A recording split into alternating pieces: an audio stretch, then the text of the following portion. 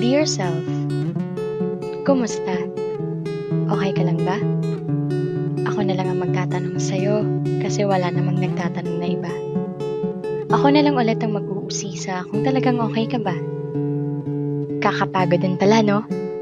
Yung gulong-gulo ka na pero wala kang ibang masabihan ng nararamdaman mo.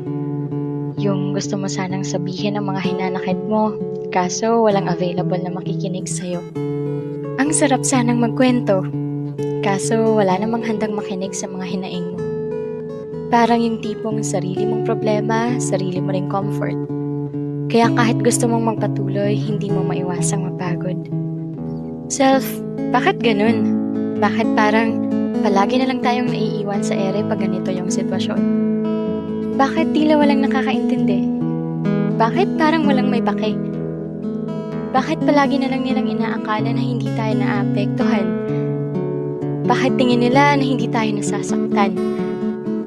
Bakit di nila nakikita na may lungkot sa ating mga mata?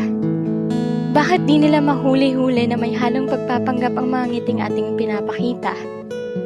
Nakakapagod na kasing magpanggap. Nakakasawa na kasi minsan na magkunwaring palagi tayong matatag. Alam naman kasi natin yung totoo. Yung katotohanang nahihirapan na rin tayo. Kaso, kahit hirap na tayo, wala man lang nagtatanong. Walang may pake kung totoo ba talagang maayos ang kalagayan natin ngayon. Nakakasawa na rin maghintay na may magtanong ng, kumusta? Kaya pipilitin na lang nating maging okay at wag na lang umasa.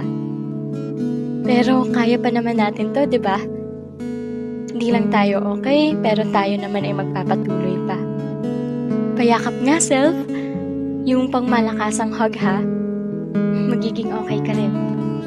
Hindi man ngayon, pero yung panahong yun ay darating din.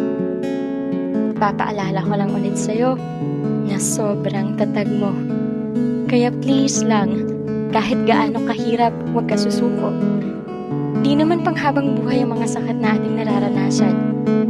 Dahil may bahaghari at araw na magpapakita sa bawat pagkatapos ng ulan. Basta self, kapit ka lang ha. Kumapit at magpatuloy ka.